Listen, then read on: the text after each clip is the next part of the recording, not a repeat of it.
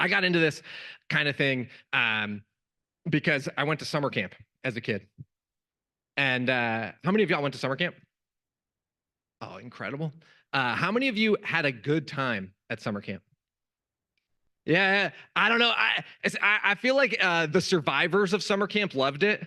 And then there's like the folks that like went for 30 seconds just hated the experience. It's like, you made me sing rah rah shishkamba or whatever like thing, or I didn't want to climb the rock wall or sleep out under the stars. But for us that are survivors of summer camp, we like almost can't stop talking about it. Right.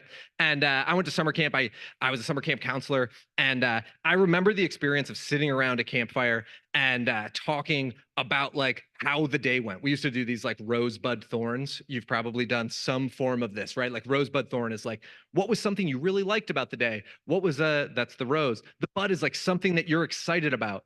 And then the thorn is like, what was something that you didn't quite love?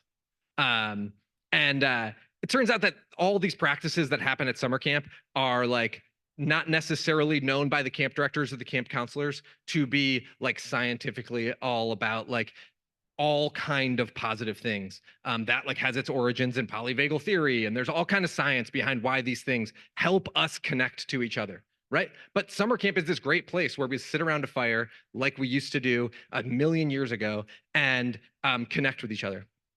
So I went to summer camp. I love summer camp. I was a camp counselor. You can kind of already tell, like I'm like a little bit goofy. I'm like a little bit too camp counselory still. I can't like get it out of my system. And I remember the first time I was doing a facilitation like this. I told the facilitators this on our Zoom. I was at this steel plant in Ohio, and I went to school in Pittsburgh for industrial engineering. Like I like, I'm like a science guy. Like I can turn off the camp. I used to be able to turn off the camp counselor in me for long enough to have a serious conversation, to talk about the realities of things. And I can still do that. But I was sitting in my first facilitation by myself, the first time I'm in charge of a group like a peer group like this.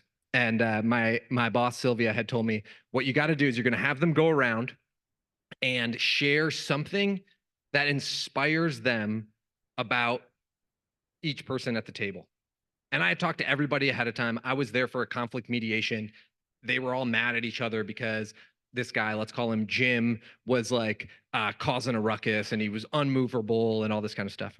And Jim, yeah, Jim, Jim is sitting there and he gets on the hot seat. It's his turn for everyone to say nice things about him.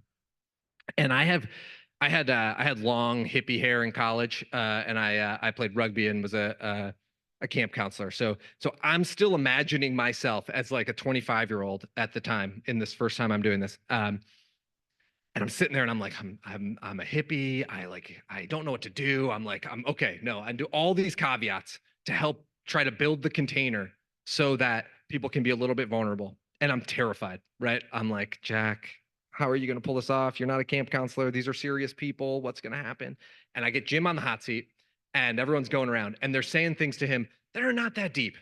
They're not that deep. They're like, Jim, it's really inspiring that you show up every day and actually do your job. I'm like, that is a backhanded compliment, homie. Or it's really inspiring that that when you say you're going to do something, you do it.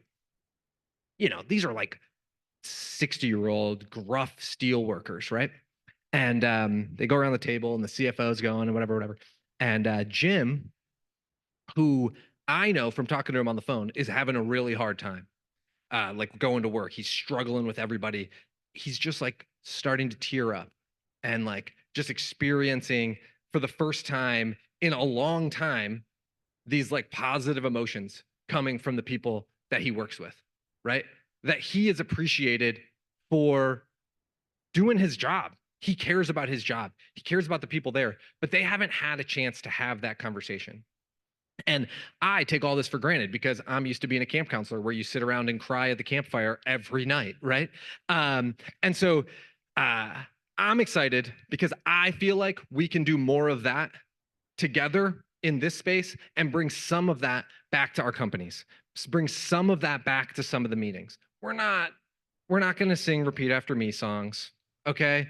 We're not going to be camp counselors, but we do have an opportunity to tell each other compliments, to ask each other deeper questions, to find the meaning of why we do what we're doing, right?